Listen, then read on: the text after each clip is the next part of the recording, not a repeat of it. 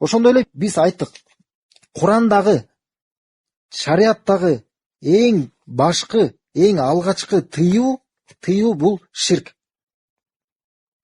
Шариатта, биздин шариатыбызда, ислам шариатында эч башка бир күнөөдөн дагы мынчалык катуу кайтарылган эмес. Мисалы, Фатиха деле.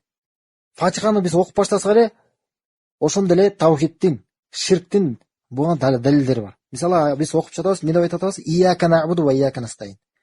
Жалгыз сага сыйынабыз, жалгыз сенден жардам сурайбыз. Жалгыз сага сыйынабыз, сенден башка эч кимге сыйынбайбыз. Жана жалгыз сенден жардам сурайбыз. Жана сенден башка эч кимден жардам сурабайбыз. Адамдар ушуну окуп жүрүшөт дагы, Фатиханы окушат, Куранды окушат дагы, барып туруп мындан башка кимге, өлүктөргө, башкаларга сыйынып жүрүшөт. Ошондой эле, мисалы, биз билген эле сүрө, баардыгыбыз жаттап жүргөн бул эмне? Ихлас сүрөсү. Кул хуаллаху ахад деп айтып атабыз. Айткының Аллах жалгыз. Айткының Аллах жалгыз ибадатка татыктуу.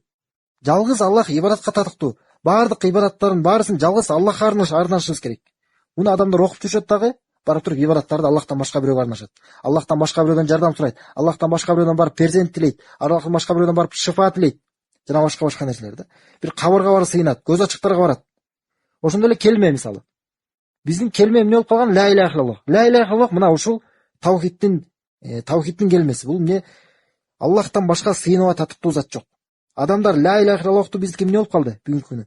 Бүгүнкү күнү коркунуч, бир нерсе, бир коркунуч болсо, же бир чалган чарса, же башка бир нерсе болсо эле ла иляха иллаллах деп айтат дагы, муну мааниsin түшүнбөйт. Ла иляха иллаллах деп айтып жүрүшөт адамдар дагы, барып туруп башкаларга сыйынып жүрүшөт. Башкалардан жардам сурап жүрүшөт. Куранды ачып окусак мисалы. Куранды ачып окуп баштасак, эң биринчи буйрук адам башынан баштап эле окуп баштаса, эң эмнеге кезигет? Кайсы буйрукка кезигет? Фатиха сүрөсүндө эч бир буйрук жок. Эч кандай тыюу жок.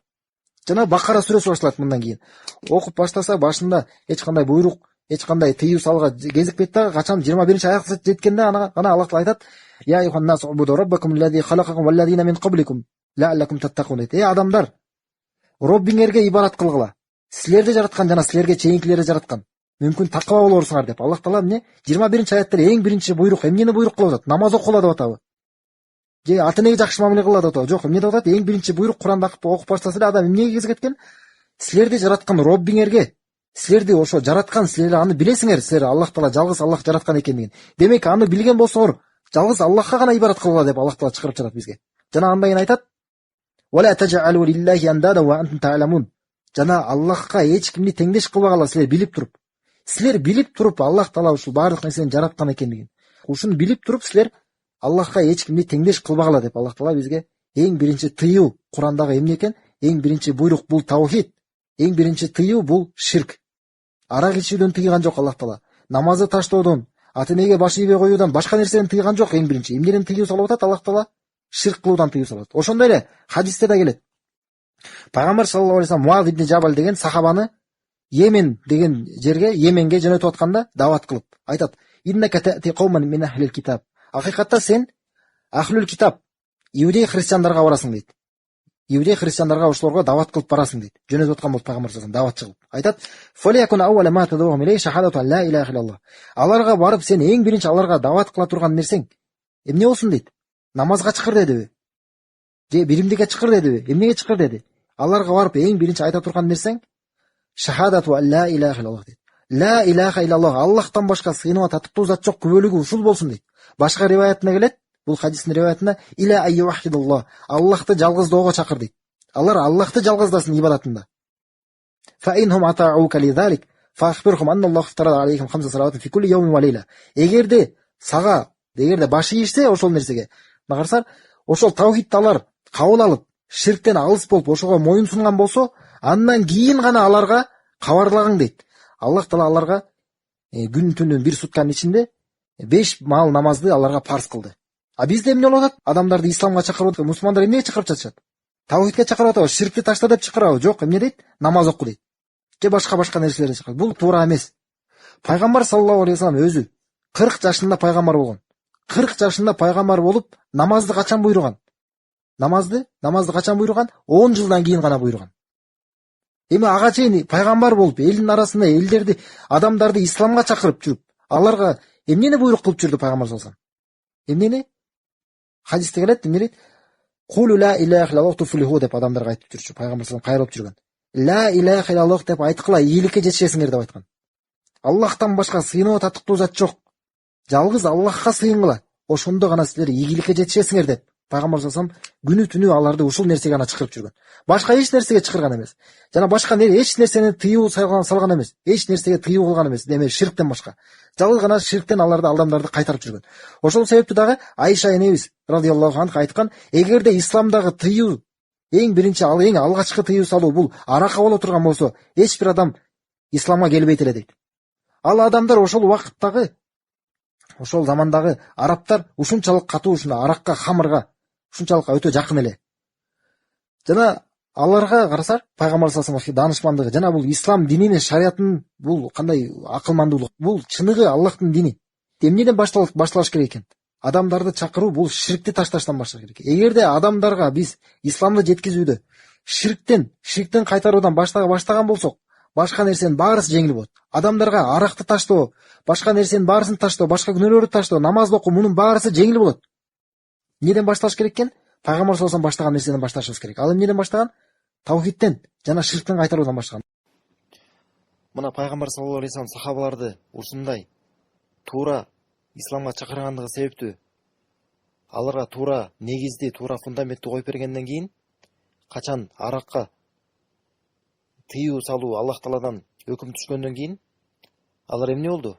Алар ошол замат эле аракты бир заматта эле таштап салышты.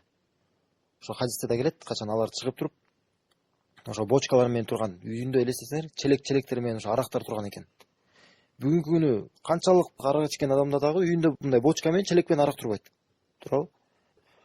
А булардыкы эмне болду?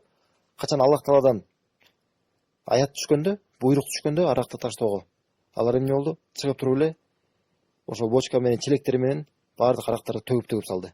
Ошо хадисте келет, Мединадан чыгып төккөндө ошо көчөлөрдөн ошо аккан дейт. Жанагындай көл болуп көчөлөрдөн арак агып баштаган дейт. Карасаңыз, субханалла.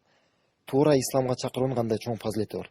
Адам туура исламга келген болсо, баардык нерсенин баары исламдагы болгон баардык нерсенин баарысы жеңил болот ал үчүн. Мына Пайгамбар саллаллаху алейхи ушундай дейт. Туура тартип менен баштагандыгы себептүү сахабалардын исламы кандай гана сонун болду. Алар исламга кандай чоң кызмат кылышты, ибадаттарда бекем болушту.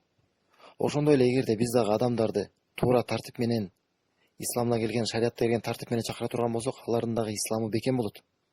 Анткени көрүп эле жүрөбүз го, канча деген адамдар намаз окуп башташат, анан бир аз убакыт өтпөй эле кайра таштап салышат.